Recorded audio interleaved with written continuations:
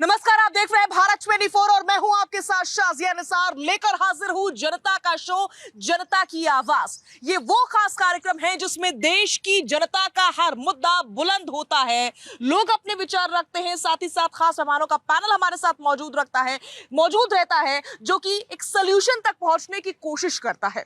आज का मुद्दा बहुत ही ज्यादा महत्वपूर्ण है, बहुत ही ज्यादा दिलचस्प है। मुद्दा है अरविंद केजरीवाल और देश की सियासत से जुड़ा हुआ। अब तक सलाखों के पीछे थे अरविंद केजरीवाल, अब बाहर आ चुके हैं। बाहर आते ही प्रेस कॉन्फ्रेंस की है और प्रेस कॉन्फ्रेंस के जरिए एक नहीं, दो नहीं, बल्कि देश को 10 गारंटी दे दी है। अब सवाल यह कि क्या वाकई इंडी गठबंधन की सरकार बनने के बाद से इन 10 गारंटीज को पूरा किया जाएगा? सवाल इसलिए उठ रहा है क्योंकि जो प्रेस कॉन्फ्रेंस की गई उसमें इंडी गठबंधन का एक भी नेता मौजूद ही नहीं था। सिर्फ बड़े नेता के तौर पर अरविंद केजरीवाल मौजूद थे। तो सवाल सबसे बड़ा कि आखिर होगा क्या, इसी मुद्दे पर करेंगे बड़ी चर्चा। लेकिन सबसे पहले एक रिपोर्ट आपकी टीवी स्क्रीन पर। भारत माता की इनकलाब वंदे। अरविंद केजरीवाल ने प्रेस कॉन्फ्रेंस कर 10 गारंटी देकर नई बहस को जन्म दिया है। केजरीवाल ने ये गारंटी इंडी गठबंधन की सरकार बनने पर पूरी करने की बात कही है। लेकिन हैरानी की बात यह है कि केजरीवाल जब गारंटी का ऐलान कर रहे थे तो प्रेस कॉन्फ्रेंस में इंडिया अलायंस का कोई नेता मौजूद नहीं था। सबसे पहले देखिए कि अरविंद केजरीवाल ने इंडिया अलायंस की ओर से क्या गारंटियां दी हैं। केजरीवाल की 10 गारंटियां: 24 घंटे मुफ्त बिजली की गारंटी, बेहतर और मुफ्त शिक्षा की गारंटी, शानदार और फ्री इलाज की व्यवस्था, चीन से जमीन वापस लेने की गारंटी, अग्निवीर योजना बंद कर अग्निवीरों को पक्का करने की गारंटी, किसानों को एमएसपी की गारंटी, दिल्ली को पूर्ण राज्य की गारंटी, 1 साल में 2 करोड़ रोजगार की गारंटी, भ्रष्टाचार से मुक्ति की गारंटी, जीएसटी का सरलीकरण करेंगे और पीएमएलए से बाहर करने की गारंटी। केजरीवाल ने सभी गारंटियां इंडिया अलायंस की ओर से की हैं। लेकिन सवाल यह है कि ऐसा करके केजरीवाल ने खुद इंडिया अलायंस की तरफ से नेता क्या घोषित कर दिया? अगर नहीं तो सिर्फ 2 राज्यों में चुनाव लड़ रही आम आदमी पार्टी के नेता केजरीवाल गारंटी का ऐलान किसके दम पर कर रहे हैं? राजनीतिक गलियारों में अब इसकी चर्चा तेज है। Bureau report, Bharat 24। तो खास मेहमानों का पैनल हमारे साथ मौजूद रहने वाला है। कौन कौन खास मेहमान मौजूद रहेंगी, सभी का तारुफ जल्दी से करवा देते हैं। हमारे साथ संजीव कौशिक जी मौजूद रहने वाले हैं, सर्वेश पाठक जी अपनी उपस्थिति दर्ज करवाने वाले हैं, हाजी नाजिम साहब मौजूद रहेंगे, अश्विनी मिश्रा जी अपनी उपस्थिति दर्ज करवाएंगे, अनिल गर्ग जी मौजूद रहेंगे और साथ ही साथ रवि अरोड़ा भी अपनी उपस्थिति दर्ज करवाने वाले हैं। सभी का भारत 24 पर जनता की आवाज में बहुत बहुत स्वागत है। और संजीव जी के साथ शुरुआत करने जा रही हूं। एक नहीं, दो नहीं, संजीव जी प्लीज थोड़ा सा आगे आइए। 10 गारंटी अरविंद केजरीवाल ने देश की जनता को दे दी है, ये सभी कुछ करके दिखाएंगे। लेकिन इंडी गठबंधन का एक भी नेता मौजूद ना होना क्या कहता है? देश की जनता को ये 10 वादे अच्छे लग रहे हैं, इंडिया गठबंधन के लोगों को अच्छे लग रहे हैं। केवल भारतीय जनता पार्टी को इसमें नाक नुक्स निकालना है। सवाल यह है कि मुफ्त में यदि बेहतर शिक्षा हो तो किसको एतराज है इस पे?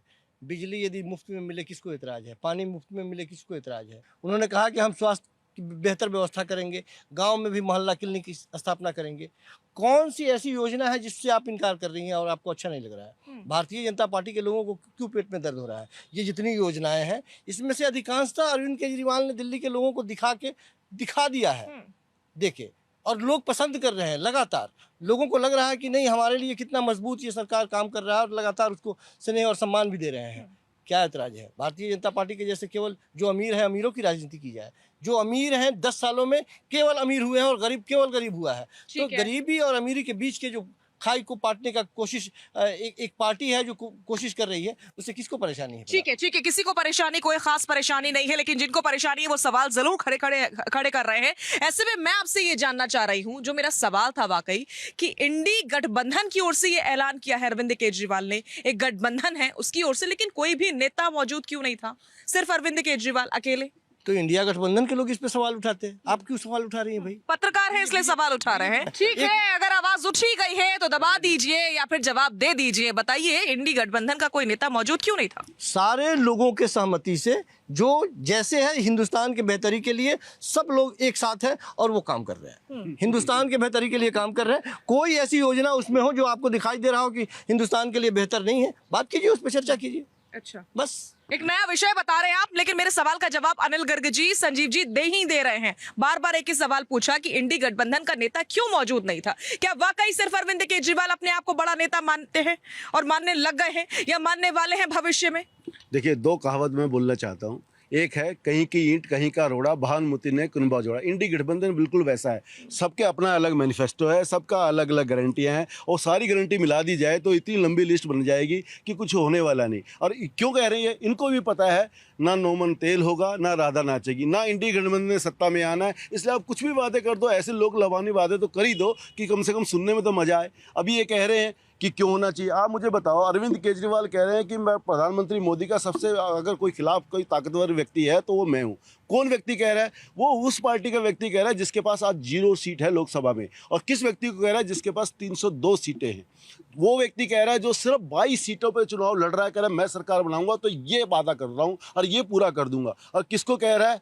जो 400 से ज़्यादा सीटों पर लड़ रहे हैं। मेरा मतलब आपस में मुकाबला ही नहीं है, बात ही नहीं है। और ये कह रहे हैं, अभी संजीव भाई की बात कर लें, ये कह रहे हैं क्यों पूछ रहे हैं आप सवाल?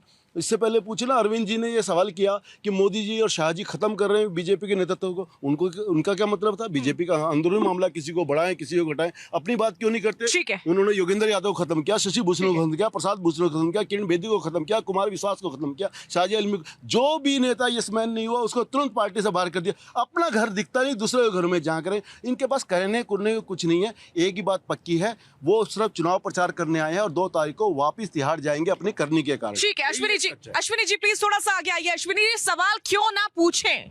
सवाल तो पूछेंगे क्योंकि जनता जानना चाहती है। कल ऐसा ना हो कि वाकई इंडी गठबंधन की सरकार इनके ऊपर एतबार करके बना दी जाए और बाद में ये कहे कि भाई ये ऐलान तो अरविंद केजरीवाल ने किया था, वो जाने, यहाँ तो हमारी सरकार है, हम क्यों पूरा करें? क्यों 10 गारंटी दे भाई? शाजिया जी, जब कोई पार्टियां गठबंधन करती हैं तो एक common understanding, common minimum programme के तहत गठबंधन करती हैं। उनकी कॉमन अंडरस्टैंडिंग होती है, चाहे वो 26 पार्टियां 28 पार्टियां इंडिया गठबंधन की हो या एनडीए गठबंधन किया। क्या मोदी जाके हर अपने गठबंधन से पूछते हैं कोई प्रॉमिस करने से पहले? नहीं ना, क्योंकि कॉमन अंडरस्टैंडिंग होती है पार्टियों के बीच में। अरविंद केजरीवाल जो वादे कर रहे हैं, कहीं ना कहीं उसमें काफी सारे वादे जो कांग्रेस के मैनिफेस्टो हैं उसमें दिखते हैं। तो एक कॉमन अंडरस्टैंडिंग के साथ वादे किए जा रहे हैं, जो मुझे लगता है सबकी अंडरस्टैंडिंग और सहमति उसमें है। उसमें एक्सप्लिसिट सहमति देने की कोई जरूरत नहीं है। रही बात आप विषयों की बात करें, कौन से प्रॉमिस किए गए, जनता के सरोकार के मुद्दे हैं, सबके लिए कॉमन मुद्दे होने चाहिए, हर किसी के मैनिफेस्टो होने चाहिए। अरविंद केजरीवाल जेल से निकल के अगर प्रॉमिस करते हैं, आपको उससे तकलीफ है? देख रहे हैं कि अरविंद केजरीवाल कहीं ना कहीं ऐसी बात कर क्यों रहे हैं? कहीं कहीं घबराहट सी है कि अरविंद केजरीवाल अगर सच में सरकार बना लेंगे, जो कि बनने वाली है 4 जून को, अगर 4 जून सरकार बनेगी, तो मुझे लगता है कॉमन मिनिमम प्रोग्राम है, कॉमन मिनिमम प्रोग्राम के मुद्दे हैं जो हर पार्टी। कोई घबराहट नहीं है, कोई घबराहट नहीं है, बस गारंटी ये भी चाहिए कि जो गारंटी दी गई है वो पूरी जरूर होगी। कल ये ना हो कि इंडी गठबंधन की सरकार बन जाए और कहे तू कहां। देख लो, मोदी जी के आप मैनिफेस्टो निकालो 2019 का, देखो कितनी गारंटियां मिली, आप लिखा के रख लो। जो गारंटी दे रहे हैं वो कॉमन मिनिमम प्रोग्राम है, अगर सरकार आती है तो उसको इंप्लीमेंट किया जाएगा। भारतीय जनता पार्टी की सरकार नहीं है कि आप मैनिफेस्टो में 50 बातें लिख दो, 2 करोड़ रोजगार लिख दो, किसानों की हालत अच्छी हो जाएगी। क्या क्या वादे किए थे? किसी को कुछ रत्ती भर फायदा हुआ देश में? इसलिए इस बार चुनाव जो है सिर्फ और सिर्फ 3 मुद्दों पर हो रहा है। एक बेरोजगारी, दूसरा भ्रष्टाचार और तीसरा अनएम्प्लॉयमेंट। मतलब बेरोजगारी, भ्रष्टाचार और एक, मैं स्लिप कर रहा हूँ, 3 बेसिक मुद्दे हैं जो डीएस के सर्वे में आए थे। इसमें 60% जनता सरोकार रखती है। ठीक है सर्वेश जी प्लीज थोड़ा सा आगे आइए। सर्वेश जी, 24 घंटे मुफ्त में बिजली दी जाएगी, ये सबसे बड़ा मुद्दा है, सबसे बड़ी गारंटी सबसे ऊपर लिखा हुआ है जो अरविंद केजरीवाल ने दिया। बताइए इससे बड़ा क्या होगा? कैसे बीजेपी संभव कर पाएगी ये सब कुछ? तो फिर किसकी सरकार बनेगी? देखिए, अरविंद केजरीवाल सचमुच जो बोल रहे हैं, 22 सीटों पर लड़ रहे हैं। उसके अलावे उन्होंने खुद ही कहा कि मैंने इंडी गठबंधन के किसी भी पार्टी से ये बात पूछ के नहीं दी है। जब हमारी सरकार बनेगी तो हम देख लेंगे, जैसे प्राइम मिनिस्टर कौन बनेगा, जब हमारी सरकार आएगी तो हम देख लेंगे। 6 महीना ये पार्टी का अरविंद केजरीवाल, तो 6 महीना राहुल गांधी, तो 6 महीना ममता दीदी, तो 6 महीना स्टालिन बन जाएंगे। देखिए, यहाँ पे सबसे बड़ी बात है, आप कह रहे हैं कि ये जो हमारे पहले भाई ने बोल दिया कि ये कॉमन मिनिमम प्रोग्राम है। इन्होंने इतनी बार मीटिंग की, कभी पार्टी का कॉमन मिनिमम प्रोग्राम इस देश की जनता को दिखाया? इंडिया अलायंस का नहीं दिखाया। दूसरी बात देखिए कितना विरोधाभास है। यही आम आदमी पार्टी दिल्ली में कांग्रेस के साथ, जो कांग्रेस 2009 में क्लीन स्वीप की थी, 7 में से 7 सीट लाई थी, उसको मात्र 3 सीटें देते हैं और खुद 4 सीटें लेते हैं। और वही आम आदमी पार्टी पंजाब के 13 सीटों पर कांग्रेस को गाली देगी, कांग्रेस के खिलाफ लड़ रही है। तो जब इनके पास खुद एक राज्य से दूसरे राज्यों में लड़ने के लिए एक दूसरे के आमने सामने आ रहे हैं, ममता बनर्जी वहां पे अरे तकलीफ हो रही है कि आप जनता को बेवकूफ बना रहे हो। एक राज्य में आप गठबंधन कर रहे हो, दूसरे राज्य में आप कह रहे हो कि हम अलग अलग हैं, तो कितने बड़े महामूर्ख बना रहे हो आप जनता को। डेमोक्रेसी में साहब इसको जनता को डेमोक्रेसी में नहीं, आप एक झूठ हो, झूठे हो, मक्कार हो। और आज तो सुनिए, आज अरविंद केजरीवाल के शीश महल में उनकी जो पुरानी महिला आयोग की अध्यक्ष थी उसको धक्के मार के गाली देके निकाला गया है। अब देश की जनता, दिल्ली की जनता ये पूछ रही है कि महिला आयोग की अध्यक्ष अरविंद केजरीवाल के घर में यानी कि मुख्यमंत्री हाउस में सुरक्षित नहीं है, तो उन दिल्ली की महिलाओं का क्या होगा जो इससे पहले दम भर रहे थे। आप इसका जवाब क्या है आपके पास, ये बताइए। ठीक है, ठीक है। हाजी नाजिम, एक गारंटी और दी गई है, गारंटी दी गई है बेरोजगारी को खत्म किया जाएगा और डिटेल प्लानिंग की जाएगी इसके ऊपर। तो क्या अभी दो बार मुख्यमंत्री बन चुके हैं, पंजाब में भी सरकार है, इतना समय काफी नहीं था बेरोजगारी खत्म करने के लिए, डिटेल प्लानिंग के लिए? कि अब लोकसभा चुनाव सर पर है, चुनाव चल रहे हैं, तब ये बयान दिया जा रहा है कि हम डिटेल प्लानिंग करेंगे बेरोजगारी पर। बेरोजगारी अब जाके मुद्दा बना है। देखिए साजे जी, बेरोजगारी मुद्दा तो बीजेपी सरकार ने कहा था कि हम भारत के 2 करोड़ प्रतिवर्ष नौकरियां देंगे, लेकिन आज तक 10 साल हो गए, टाइम फिक्स हो गई, 10 की जगह अभी तक उन्होंने 1 करोड़ नौकरियां तक नहीं दे पाए। मैंने अरविंद केजरीवाल पर सवाल पूछा था, आपने प्रधानमंत्री पर सुन लिया लग रहा है। हाँ सुनो तो सही, जब मुल्क के वजीर आजम ये कहते हैं कि देश के अंदर सबको सम्मान मिलेगा, सबके साथ विश्वास, सबके साथ का विकास, लेकिन जब बाद में क्या आता है वहीं पर ये लोग क्या कहते हैं कि देख लीजिए देश के अंदर, केजरीवाल जी जो बार बार ये कहते हैं कि हम देश के अंदर अच्छे कॉलेज, अच्छे हॉस्पिटल बनाएंगे, लेकिन जेल के अंदर से सरकार चलाएंगे। तो मैं बार बार उसी बात को सुन तो लीजिए, मैंने बार बार इसी बात को कहता था कि हमें संविधान पे विश्वास है, सुप्रीम कोर्ट से हमें जमानत मिलेगी। तो 21 दिन की जमानत हमें मिली है, ईश्वरीय शक्ति है, अल्लाह का शुक्र है कि केजरीवाल जी जेल से बाहर आ गए। नहीं, आपने तो अलग ही भाषण दे दिया। मेरा सवाल ये था कि बेरोजगारी का मुद्दा आपको इतने सालों बाद से याद आ रहा है, जो शुरुआती वक्त में ही होना चाहिए था मैनिफेस्टो में, होगा भी हालांकि, लेकिन अब क्यों ये बात कही जा रही है कि डिटेल प्लानिंग अब करेंगे? हाँ साजिया जी, जब मुल्क के वजीर आजम, सुन लीजिए, जब मुल्क के वजीर आजम 2 करोड़ प्रतिवर्ष नौकरी देने का वादा करते हैं तो नहीं दे पाते, तो फिर हमें सोचना पड़ता कि देश के बेरोजगार को किस तरीके से नौकरियां दी जाए। अभी आपने देखा होगा 83% ये आया था कि भारत के युवा बेरोजगार हैं, लेकिन क्या, अर्ज सुन लीजिए, लेकिन क्या हुआ, अभी तक उनके लिए कुछ नहीं हो पाया। लेकिन हम ये कहते हैं कि जब इंडिया अलायंस की जब सरकार बनेगी मजबूती के साथ, तो जो बेरोजगारी है भारत से पूरी तरीके से खत्म करी जाएगी, महिलाओं को सुरक्षा दी जाएगी। और सुन लीजिए, अरे सुन लीजिए, जब भारतवर्ष की बात कर रहा हूं मैं, अमेरिका की बात नहीं करता हूं आप लोगों से, क्योंकि मैं भारतीय हूं, भारत में संविधान ही चलता है। मैं हाजी नाजिम संविधान की बड़ी रेस्पेक्ट करता हूं। और सुन लीजिए, मैं बार बार इसी बात को कहता हूं कि ये देश के अंदर जब तक ये बेरोजगारी चरम पर रहेगी तो हमेशा भारत का युवा क्या करेगा, धार्मिक नारे लगाता रहेगा, इधर भीड़ में जाके कभी अपना भविष्य तलाश नहीं करेगा। लेकिन हमारे केजरीवाल जी ने क्या कहा कि आपको चिंता करने की जरूरत नहीं है, हम आपको बेरोजगारी से रोजगार देंगे। तो यही तो गारंटी है। अगर ये गारंटी अगर मोदी जी जो बार बार कहते थे 2 करोड़ को, अगर शायद 1 करोड़ प्रतिवर्ष भी अगर दे देते तो 10 करोड़ को आज नौकरी लगी हुई होती। बड़ी बात। ठीक है रवि अरोड़ा जी, क्या वाकई इस बार इंडी गठबंधन भारी पड़ने वाला है भाजपा के ऊपर, एनडीए के ऊपर, ये मान के चला जाए? क्योंकि एक हवाला जो दिया गया है कहीं ना कहीं उसमें दम तो दिखता है, बेरोजगारी एक बड़ा मुद्दा है और ये कहा जा रहा है कि केंद्र सरकार उसमें सफल नहीं हुई है, इसलिए अब हम सोच रहे हैं, हमने 10 गारंटी दी है और उसमें महत्वपूर्ण गारंटी ये भी। देखिए, लोकसभा का महापर्व है, आप इसमें ये समझिए कि जब लोग वोट देने जाते हैं तो उनको ये पता होता है कि वो किस आदमी को वोट देने जा रहे हैं। एक सरकार, आपको स्थायी सरकार चाहिए या 5 सालों में 5 प्रधानमंत्री चाहिए? आप रोज नए नए दावे किए जाते हैं। आप अभी सुनिए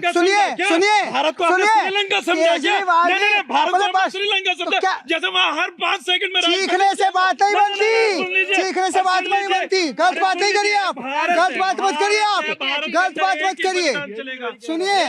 सुनिए, यहाँ स्थायी सरकार चाहिए, लोगों का पैसा लगता है और एक देश एक चुनाव होने वाला है 2029 में, यही बता दूं मैं आपको। और सबसे बड़ी बात, ये जो सरकार है मोदी जी के सामने कोई असल में विपक्ष का कोई बड़ा नेता ही नहीं है, कोई चेहरा ही नहीं है, कोई चेहरा ही नहीं है। आप बताइए ना, आप बताइए,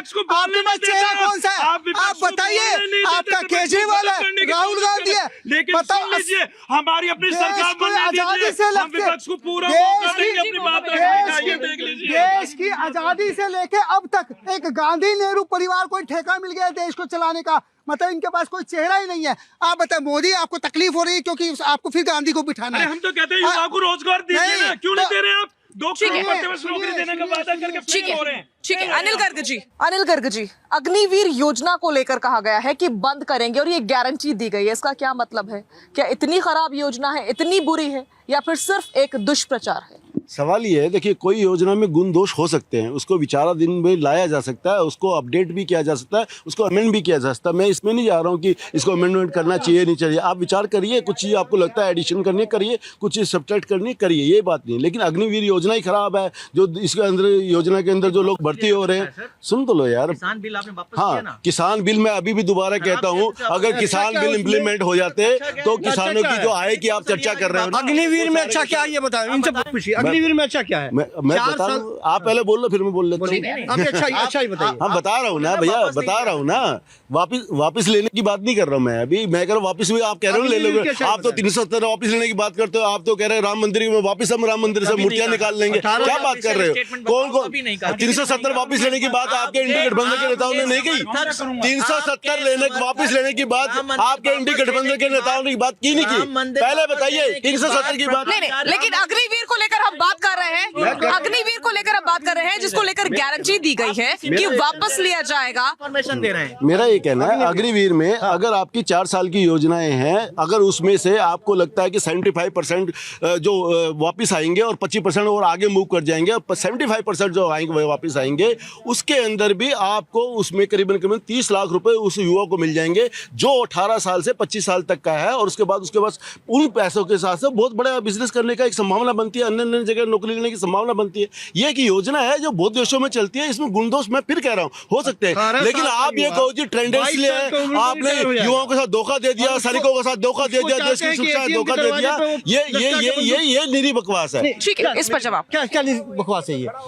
18 साल का बच्चा 22 साल की उम्र में रिटायर्ड हो जाएगा वो, और उसके बाद में रिटायर नहीं होगा, एक काम से वापस आएगा 30 लाख के साथ, 30 लाख देंगे। मैं कह रहा हूँ 30 लाख के साथ वापस आएगा।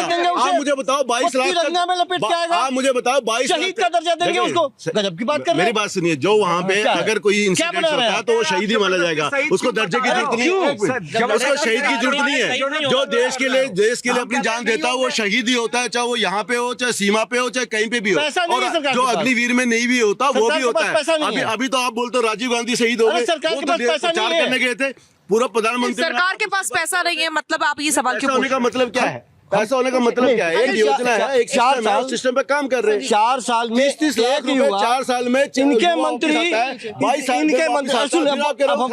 इनके मंत्री इतनी बेहयाई से कहते हैं कि 4 साल के बाद में वो वापस आएगा, तो उसके पास इतना पैसा होगा वो क्या क्या कर सकता है, दरबानी कर सकता है, वो किसी बैंक में जाके नौकरी कर लेगा। और एक मंत्री ने कहा कि वो IAS की तैयारी कर सकता है। वो क्यों नहीं कर 4 सकता? साल की नौकरी करके वापस आने के बाद IAS की तैयारी करेगा, वो IPS बनेगा। 6 साल तक का उसको मौका है, क्यों नहीं बन सकता? अरे क्यों नहीं बन सकता? आप मुझे बताइए किस तरीके की बेतुकी बातें बोलते हैं। वो एक गवर्नमेंट जॉब निकालने के लिए कंपटीशन पास करके वो अग्निवीर युवा बन रहा है, तो अगर 22 साल 23 साल में वो आ गया तो क्या वो IAS IPS IFS DSP नहीं बन सकता क्या? अरे क्यों नहीं बनेगा?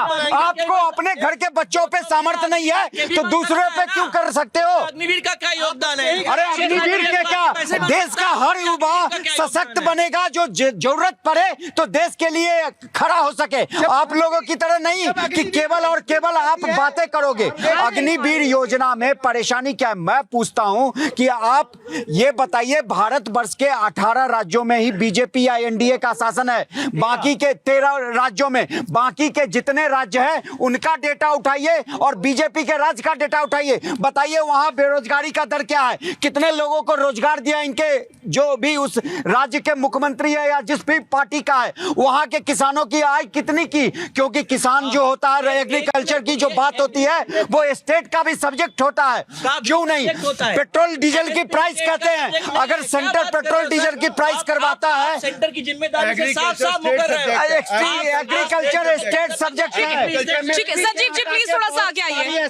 संजीव जी समझना चाहती हूँ कि गरीबी आप लोगों के लिए हमेशा मुद्दा रहता है, खास करके इंडी गठबंधन के लिए, वो चाहे कांग्रेस रही हो या आम आदमी पार्टी हो या बाकी पार्टी, लेकिन इन 10 गारंटीज में कुछ खास सुनाई नहीं दिया है। बताइए कौन सा वादा पूरा जो 10 गारंटी है, मुफ्त बिजली देंगे जी, बच्चों को बेहतर शिक्षा देंगे, बेहतर स्वास्थ्य देंगे, राष्ट्र सर्वोपरि होगा। सबसे पहले इनकी योजना जो अग्निवीर है उसको खत्म करेंगे। ये राष्ट्र सर्वोपरि ध्यान में रखेंगे। नहीं तो इससे राष्ट्र सर्वोपरि कैसे होगा? सर्वोपरि क्या कैसे नहीं हुआ? इससे ही राष्ट्र सर्वोपरि होगा? नौकरी देंगे प्रॉपर। अरे तो कुछ और नौकरी है कि नहीं?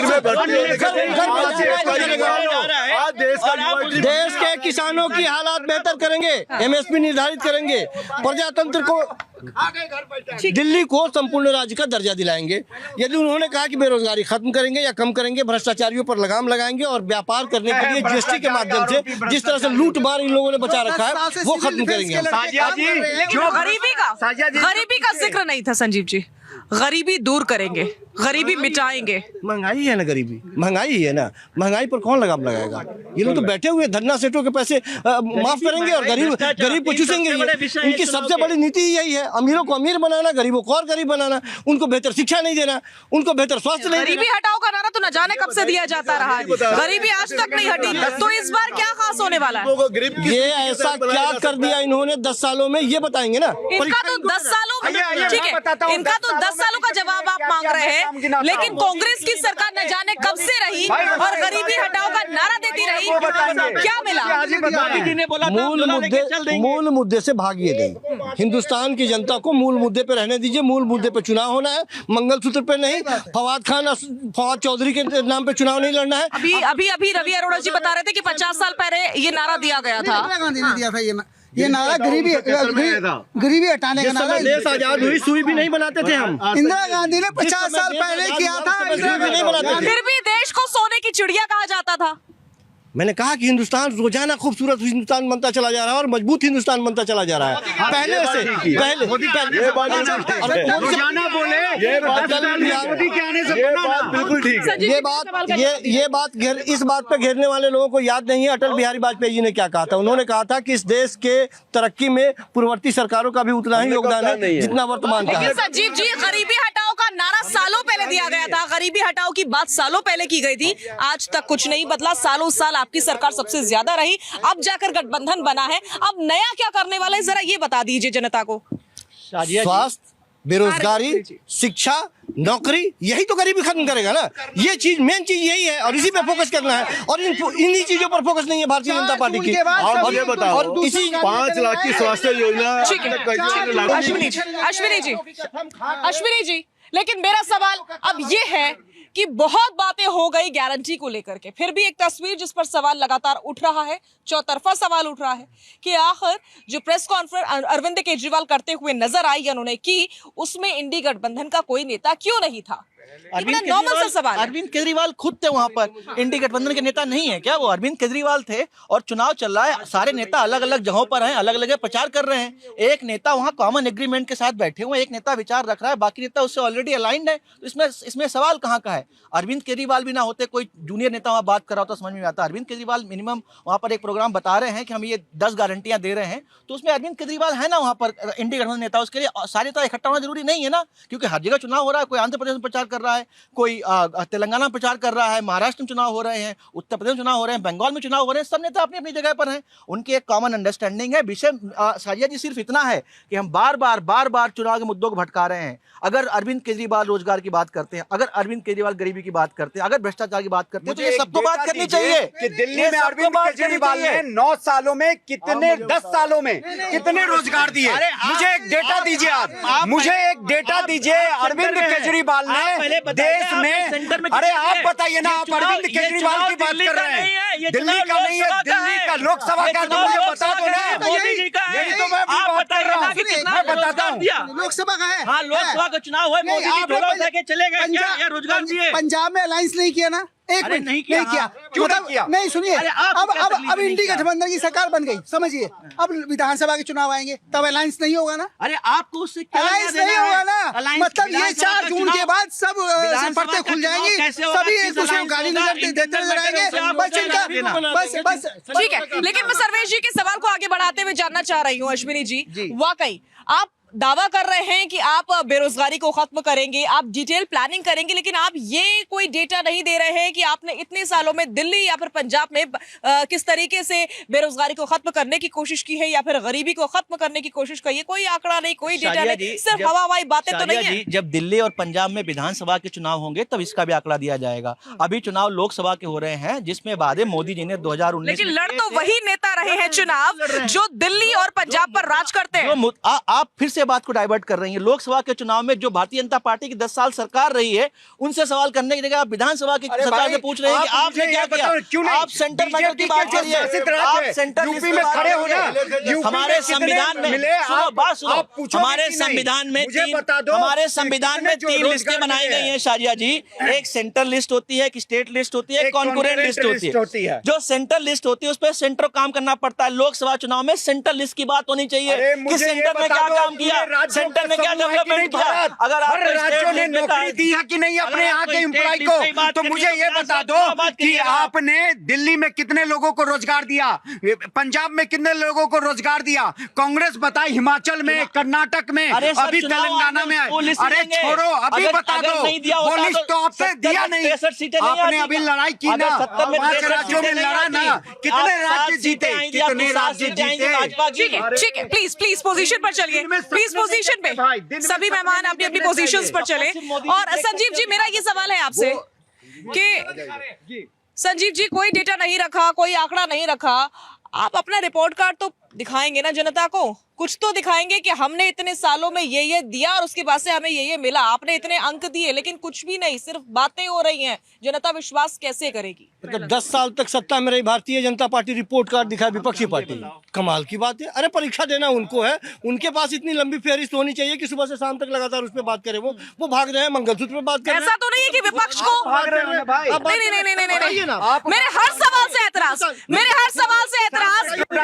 ठीक है, सर्वेश जी लौट रही हूँ मैं आपके पास। संजीव जी, आप लोगों को मेरे हर सवाल से ऐतराज है, कहीं ऐसा तो नहीं है कि अब विपक्ष को विक्टिम कार्ड खेलने की आदत पड़ गई है कि हम विपक्ष में है तो हमसे सवाल मत पूछो, सरकार से पूछ कर आओ सवाल। अब भारतीय जनता पार्टी से ज्यादा विपक्ष में कौन रहा है, सब ये जानते हैं। विपक्षी पार्टी सरकार से सवाल नहीं करेगी तो किससे सवाल करेगी? फिर मैं पूछ रहा हूँ, आपको भी थोड़ा सा इस सवाल को पलट लेना चाहिए और आपको भी भारतीय जनता पार्टी के जो प्रतिनिधि यहाँ खड़े हैं उनसे पूछना चाहिए कि आप बताएं कि पिछले 10 सालों में आपने कितने बेरोजगारों को रोजगार 10 गारंटी अभी किसने दी है? तकरीबन 3 लाख से ज्यादा सेंट्रल गवर्नमेंट के खाते में अभी जो रिक्तियां हैं वो बाकी पड़ी है। सबसे ज्यादा उसमें रेलवे में है, उसके बारे में बात करें, बैंक के बारे में बात करें, शिक्षा के क्षेत्र में बात करें कि सबसे ज्यादा रिक्तियां उसके पास है। 30 लाख से ज्यादा इस तरह से अभी भी रिक्तियां हैं। हम तो सिर्फ ये कह रहे हैं कि नए सृजन नहीं कर पाए, कम से कम इसकी भर्तियां कर देते आप।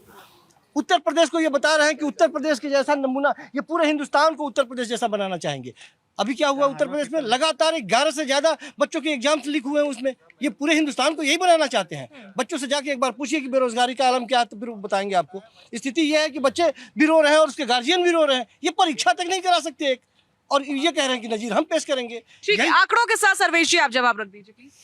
आप मुझे बताइए, अभी ईपीएफओ का डेटा आया था। अरे ये सब अरे क्या, ये देखिए आंकड़े, ईपीएफओ जैसे महत्वपूर्ण ऑर्गेनाइजेशन के डाटा को आप कह रहे हैं कि छोड़ दीजिए। अरे मुझे बताइए ना भाई, 13 राज्यों के अलावे अगर बाकी के राज्यों का डेटा दे दिए, सेंटर का ही चुनाव है ना भाई, जिस राज्य में जिसकी सरकार है उसके परफॉर्मेंस में वहां की जनता सेंटर का वोट दे रही है कि नहीं दे रही है। ईपीएफओ के डेटा के अनुसार अगर इसी फरवरी में 14.5 लाख से ऊपर लोगों को रोजगार मिला, यानी कि वहां पे रजिस्टर्ड हुए। इसमें पूरे भारत वर्ष का डेटा है। ये मैं नहीं कह रहा कि केवल 13 जो बीजेपी शासित प्रदेश है उसी के लोग होंगे, इसमें पूरे भारत वर्ष का डेटा है। आप मुझे बताइए, रोजगार का मतलब केवल सरकारी नौकरी होता है क्या? 1 लाख से ऊपर जो स्टार्टअप भारत में यहाँ एस्टैब्लिश हुए, क्या उन्होंने रोजगार नहीं दी? इतने जो किलोमीटर रोड बने, बिहार से मैं आता हूं, बिहार में 3000 किलोमीटर से ऊपर हाईवे बने हैं, वहां क्या लोगों को रोजगार नहीं मिला होगा क्या? बताइए मुझे। बच्चे को उच्च शिक्षा दिला दे हम, पैसा सारा खर्च अरे कर भाई साहब, मैं दूसरे कह रहे हैं कि क्या हम रोजगार उससे- दिलाएं उसको। अरे रोड उससे क्या- बनाने में क्या इंजीनियर नहीं होता क्या? रोड बनाने में केमिकल इंजीनियर, सिविल इंजीनियर नहीं होता है क्या? रोड पे काम नहीं, करे। मुझे पता है, chemical engineer, civil engineer road बनाने में नहीं आता है क्या? देखिए आपको तथ्य नहीं आते, आपके पास डेटा नहीं है, आपको आता ही नहीं है भाई। एक सेकंड सर, आप देखिए ये आप लोगों के पास नहीं अरे नहीं भाई क्यों नहीं खोला, बता दो।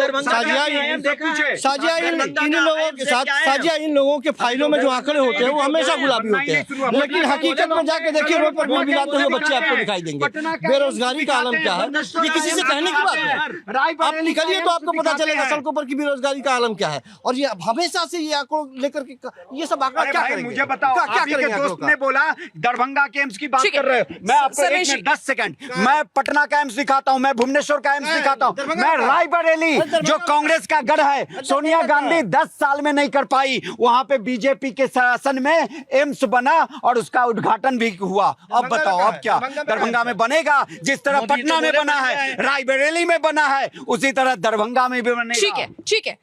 अनिल जी आपसे बात कर लेते हैं। अनिल जी, मैं देख रही हूँ सुबह से सोशल मीडिया पर अलग अलग प्लेटफॉर्म्स पे मैं देख रही हूँ कि खास करके बीजेपी से जुड़े हुए जो लोग हैं या फिर जो कार्यकर्ता है या फिर जितने भी नेता हैं ज्यादातर प्रतिक्रिया दे रहे हैं कि स्वाति मालीवाल हम आपके साथ में हैं, स्वाति मालीवाल ये, स्वाति मालीवाल वो, जो हुआ वो गलत हुआ, ऐसा हुआ वैसा हुआ। इतनी ही जानकारी चुनाव में किन मुद्दों पर लड़ रहे हैं उनको बता देते, उनके बारे में दे देते तो ज्यादा बेहतर नहीं होता? चुनाव चल रहा है, जनता भी जानना चाहती है। नहीं देखिए, स्वाति मालिवाल के बारे में क्यों बोल रहे हैं, मैं इसके बारे में आपको एक लॉजिक देना चाहता हूँ। स्वाति मालिवाल के इसमें कि स्वाति मालिवाल महिला आयोग दिल्ली की अध्यक्षा रही है, राज्यसभा की सदस्य बनने रही है, तो वो कोई आम महिला नहीं है। अगर उसके साथ सीएम हाउस में मारपीट होती है, उसके साथ बदतमीजी होती है, तो फिर आम आदमी का क्या होगा? इस सरकार को जो ये बड़े बड़े वादे, अभी 10 घंटे की आप बात कर रही हैं, एक मिनट भाई आप बोल लो, पहले मारपीट क्यों हुई? पहले आप बोल लो, मारपीट क्यों हुई है? अरे भाई पहले बोल लो ना, मुझे बोलने दोगे तो बताएंगे देश की ना। जनता को क्यों हुई मारपीट? वो तो आप जाके देख लीजिए। अरे किसी बताइए, आप अरे सुन बताइए तो ना। लो ना ठीक भैया, है, जल्दी। किसी की भी साथ महिला के साथ मारपीट होना, चाहे महिला ने कुछ अरे भी काम कैसे किया हुई हो, है? क्यों हुई है? मारपीट करना गलत है, अपराध है,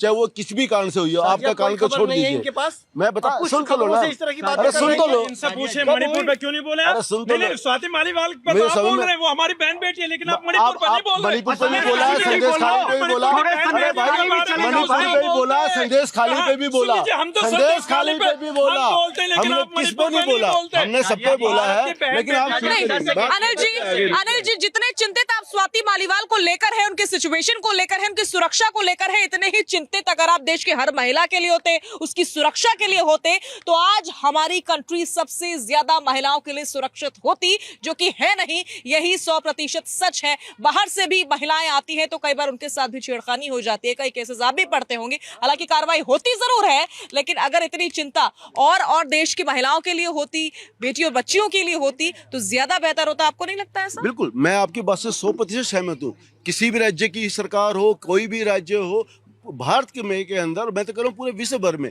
महिलाओं के साथ, सुरक्षा के साथ कोई खिलवाड़ नहीं होना चाहिए, कोई समझौता नहीं होना चाहिए। जहां जहां जो घटना घटती है, जो जो उसके जिम्मेदार हैं, बिना कोई देर गवाए उस पर कार्रवाई होनी चाहिए। मैं इसमें कार्रवाई होनी चाहिए और उतना ही एक्शन, रिएक्शन नेताओं की तरफ से भी आना चाहिए, जितना कि अभी आ रहा है एक पॉलिटिकल घटना पर। मैं ये कह रहा हूँ, संदेश खाली की बात- क्विक कमेंट ऑन स्वाति। आप भारतीय जनता पार्टी का दोहरापन देखिए। जब ये स्वाति मालीवाल के साथ एक इंसिडेंट हुआ था दिल्ली में, जब इन्होंने दिल्ली पुलिस पर सवाल उठाए थे, तब भारतीय जनता पार्टी इनको नौटंकी करने वाला बताया था कि नौटंकी कर रहे हैं स्वाति मालीवाल।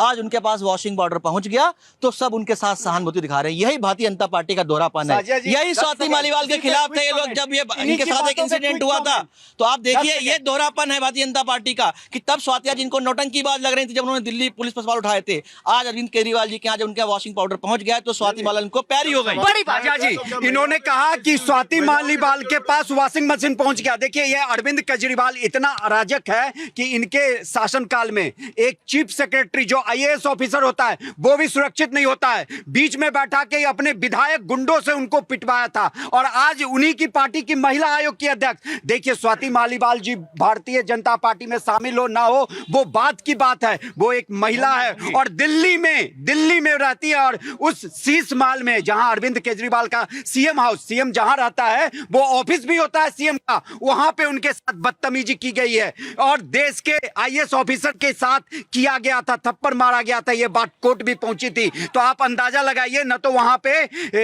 सरकारी अधिकारी सुरक्षित है, न तो इनके द्वारा खुद अपॉइंटमेंट किए गए जो भी महिला आयोग की अध्यक्ष सुरक्षित थी। अरविंद केजरीवाल और किसको सुरक्षित रख पाएंगे, किस महिला को आजादी दे पाएंगे? ठीक है, लेकिन रवि अरोड़ा जी, मैं ये देखती हूँ कि जब किसी और महिला के साथ कोई कुछ होता है, कोई बड़ी घटना होती है, कोई बड़ा केस होता है, तो उस समय इस प्रकार से नेताओं के बयान सामने नहीं आ रहे होते हैं, रिएक्शन सामने नहीं आ रहे होते हैं, जितना कि आज आ रहे हैं स्वाति मालीवाल की घटना को लेकर के या स्वाति मालीवाल के मामले को लेकर के।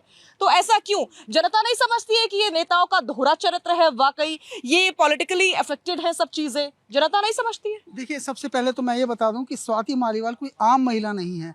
वो ऐसी महिला है जिन्होंने सचमुच में दिल्ली में महिलाओं के लिए इतना काम किया है कि सच में ये बहुत अच्छा काम किया। मैं खुद जानता हूँ इस बात को और कोई इस बात को इनकार नहीं कर सकता। लेकिन सबसे बड़ी बात है कि जिसने महिला आयोग चलाया, जिसने महिलाओं को सुरक्षा दी, जिसने महिलाओं के लिए, अगर आप कोई भी महिला एक फ़ोन करती थी तो बाकायदा महिला आयोग की गाड़ियाँ वहाँ जाती थी, उस महिला को लेकर थाने जाया जाता रहा, मुकदमा दर्ज कराया जाता रहा। हमने खुद अपनी आंखों से देखा है। आज उस महिला को मुख्यमंत्री आवास पे उनका ही एक अधिकारी के खिलाफ उन्होंने सोनू पे कॉल करती हैं, तो ये अपने आप में सचमुच चौंकाने वाली बात है। क्योंकि जिन महिलाओं को उन्होंने इंसाफ दिलाया, जिनको जस्टिस दिलवाया, उन महिलाओं के आंखों से आंसू निकलने हुए, जिन्होंने उनको जस्टिस दिलवाया, और उस महिला के साथ ऐसा हो रहा है। विपक्ष को कुछ नजर नहीं आएगा, इनको कुछ नजर नहीं आएगा। असल में दिक्कत इनको ये नहीं है। ठीक है, हाजी नाजिम साहब, रवि अरोड़ा जी स्वाति मालीवाल का मुद्दा उठा रहे हैं, आप पहलवानों का मुद्दा उठा रहे हैं, लेकिन जब दिल्ली में कंझावला और बंगाल में संदेश खाली होता है तो जब सब लोग चुप हो जाते हैं, ऐसा क्यों? साजिया वो बेटियां नहीं होती है? साजिया जी देखिए, मेरे लिए हाथरस की जो बेटी है वो भी मेरी बहन है। संदेश खाली क्यों नहीं निकलता आपकी जुबान से? हाँ, सुन तो लीजिए, जो उत्तराखंड की अंकिता भंडारी वो भी मेरी बहन बेटी है, और उन्नाव की जो बेटी है वो भी मेरी बहन बेटी है। लेकिन जब बात आती है इंसाफ की तो ये लोग क्या कहते हैं, हम स्वाति मालीवाल के साथ खड़े हुए, कभी संदेश खाली के। इन्होंने कहा कि ये मणिपुर की बहन बेटियों के साथ खड़े, लेकिन विपक्ष हमेशा बहन बेटियों के साथ खड़ा है उनको इंसाफ दिलाने के लिए। और आज मैं एक बात और आपको बता दूं, जब ये अग्निवीर की बात चल रही थी, हम देखिए सत्ता में रहने के बाद बाप के सामने बेटों को कभी रिटायरमेंट नहीं होने देंगे। ये चाहते थे कि बाप के सामने अभी कुछ दिन पहले अर्चना गौतम, देखा था किस तरीके से धक्का मुक्की हुई थी। अर्चना गौतम कांग्रेस प्रियंका गांधी से मुलाकात करने गई थी, हाँ, देखा था आपने? वो बहू बेटी कुछ है। सुन लीजिए, देखिए मैं तो आपको बताता हूं, जब राहुल गांधी जी एक प्रोग्राम को संबोधित करके चलते हैं, उनको किस तरीके से धक्का दिया जाता है, झाड़ी पे गिरते हैं, वो बात हाजी नाजिम नहीं भूलेगा, लेकिन ये भूल गए। और मैं एक चीज और बता दूं कि जब हम सत्ता में होंगे तो इन लोगों को पूरा बोलने का मौका देंगे, ये विपक्ष में होंगे। लेकिन इन लोगों ने क्या काम करा, सत्ता में होने के बाद हम विपक्ष को दबाने की पूरी कोशिश करें, लेकिन हम इनको पूरा मौका देंगे बोलने का। और एक चीज जो अभी राहुल गांधी जी ने कहा कि देखिए मोदी जी देख लिए बौखला गए हैं, अडनी अंबानी का नाम ले रहे हैं, टेम्पो में पैसा भर के आ रहा, तो ये बता दीजिए, इतना तो राहुल गांधी जी ने जब बोल दिया, तो अब जब देश के जो वजीर आजम है उन्होंने आज तक अडानी अंबानी पे क्यों कार्रवाई नहीं करी? उन्हें ये तो पता है कि टेम्पो में भर भर के पैसा आ रहा, कहाँ से पैसा आ रहा है ईडी को नहीं बताया, सीबीआई को नहीं बताया। आप भेज दीजिए ना, पूरा दूध का दूध पानी का पानी हो जाए। लेकिन वहां पे तो सिर्फ और सिर्फ केजरीवाल जी के पीछे ईडी और सीबीआई को भेज दिया जाता, जो कि एक आरोप उन पर लगाया जाता, लेकिन वो दोषी नहीं हुए। सुप्रीम कोर्ट ने हमें 21 दिन का टाइम दिया, ये हमें ईश्वरीय शक्ति है, अल्लाह का शुक्र है, हम देश के अंदर ईश्वरीय शक्ति है। ठीक है, बात है साजिया जी 21 दिन सिर्फ चुनाव प्रचार के लिए सुप्रीम कोर्ट ने इनको इजाजत दिया, और इस वादे के साथ, इस आदेश के साथ कि 2 तारीख को आप बाइज्जत वापस जेल में आएंगे, और ये खुशी मना रहे।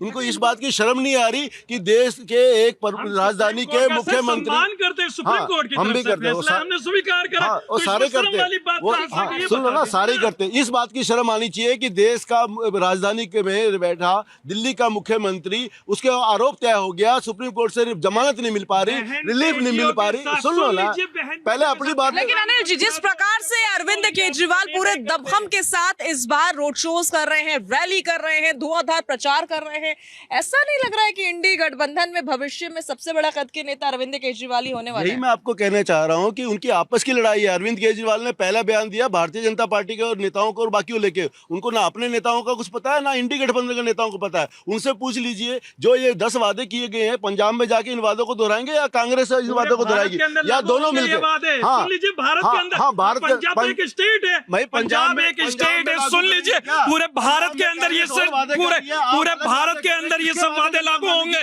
ये मान के चलिए। अरे सुन लीजिए, लोकसभा पूरे भारत के अंदर, आप एक राज्य की सीटों को, मैं ये कह रहा हूँ अभी तो इंडी गठबंधन में इतना भी एका नहीं है। अभी जो बात कर रहे थे कि कॉमन मिनिमम प्रोग्राम बन गया है, मिलके ही बात की है, यहाँ नेता है तो क्या हो गया, कंसिक्वेंस बना हुआ है, सबका आपस में मिला हुआ है, सारे साथ मिलके भी जेल में जब गए होंगे तो सब बारी बारी से जाने की सोच रहे होंगे। केजरीवाल जी आप थोड़ा आराम कर लो, हमारी तो आपस में बड़ा एक है, बारी बारी से चले जाएंगे। क्या है बड़ी बात, एक पॉइंट की बात कही है, बिल्कुल। पंजाब में जाएंगे तो ये अपने 10 वादे गारंटी गिनाएंगे, वो अपनी 5 गारंटी राहुल गांधी गिनाएंगे या अखिलेश पीडीए गिनाएंगे, कौन क्या गिनाएगा? रवि अरोड़ा जी, एक पॉइंट की बात जल्दी से इस पर रिएक्शन दीजिएगा कि अभी तो एका नजर नहीं आता है, मीटिंग्स में बुला रहे थे, कोई आ रहा है, कोई जा रहा है, कोई वक्त ले रहा है, कोई बयानबाजी कर दे रहा है, तो बाद में क्या एका होगा जब 10 गारंटीज को पूरा करना होगा? 4 तारीख के बाद ये सब खत्म हो जाएगा। एका इंडी गठबंधन दिखाई भी नहीं देगा। सच्चाई तो ये है, उसका कारण मैं बताता हूँ आपको। आज ये अलायंस, मैं पहले भी कह चुका हूँ कि अलायंस दिल्ली में हुआ है और इंडी गठबंधन की बात हो रही है। पंजाब में क्यों नहीं दी इन्होंने सीटें?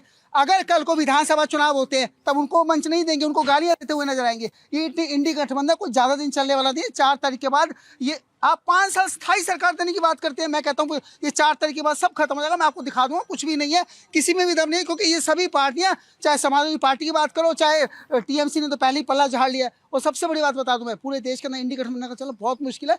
जो भी आएंगे, अगर ये जीत भी जाते हैं तो पहले ही 4 तारीख के बाद ही मंत्री अपने प्रोफाइल मांगेंगे, मंत्रालय मांगेंगे, उस पर ही इनका क्लेश हो जाएगा। और सबसे बड़ी बात, केजरीवाल और कांग्रेस पार्टी का कभी भी अलायंस लंबा नहीं चल सकता, क्योंकि दिल्ली में अभी भी आपने देखा किस प्रकार से कन्हैया कुमार को लेकर अरविंदर सिंह लवली ने इस्तीफा दे दिया कांग्रेस से।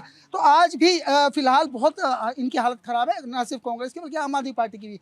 लोकसभा में इनको कुछ भी नहीं मिलने वाला दिल्ली के अंदर, खासकर पंजाब में कुछ सीटें जरूर लेके आएंगे। लेकिन सच्चाई यह है कि ये अरविंद केजरीवाल ने आज मीटिंग भी बुलाई है पार्षदों की, उनको ये बताया गया है कि 4 तारीख के बाद अगर इंडी गठबंधन आ गया तो मैं बाहर आऊंगा, नहीं तो अभी फिलहाल मुझे भूल जाओ। ठीक है सर्वेश जी, अरे ठीक है सर्वेश जी, जिस हिसाब से इंडी गठबंधन दावा कर रहा है कि इस बार सरकार तो हमारी आएगी, पूरे दमखम के साथ आएगी, क्या लगता है आपको, कोई बातों में वजन है या नहीं, या फिर मोदी मैजिक अभी भी कायम है, बरकरार है? देखिए साजिया जी, वो खोखला वादा है। हम तथ्यों की बात करते हैं, हम बात करते हैं जो पार्टी एक राज्य में गठबंधन करती है, दूसरे राज्य में उसके आमने सामने सेम चुनाव हो रहा है, सेम लोकसभा चुनाव में आमने सामने फाइट करती है, तो वजन कहां से आ जाएगा? सबसे बड़ा इस गठबंधन का नेता कौन होता? ममता बनर्जी। वहां पे 42 सीटें थी साजिया जी, वहां पे कांग्रेस को क्या मिला? कुछ नहीं मिला, दूसरे पार्टी को कुछ नहीं मिला। सबसे बड़ा राज्य यूपी है,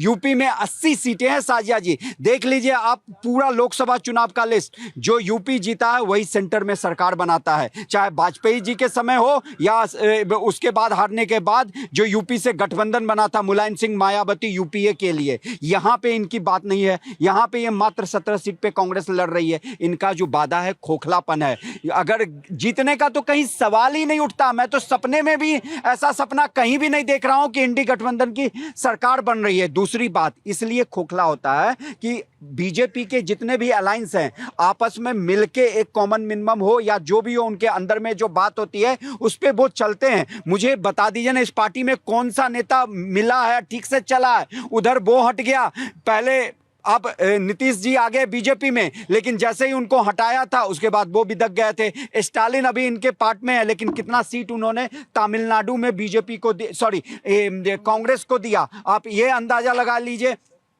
महाराष्ट्र में शिवसेना ने इनके सीट पे अपना कैंडिडेट, उद्धव ठाकरे वाली बात कर रहा हूं, इनके सीट पे अपना कैंडिडेट पहले ही घोषित कर दिया।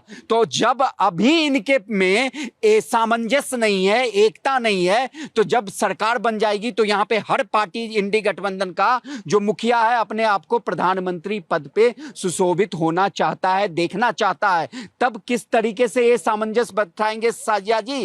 अब इस बात का प्रमाण किसी के पास नहीं है, जवाब किसी के पास नहीं है। ठीक है, तो सवाल बहुत सारे हैं, लेकिन सच्चाई हकीकत तो यही है कि जनता ही जनार्दन है।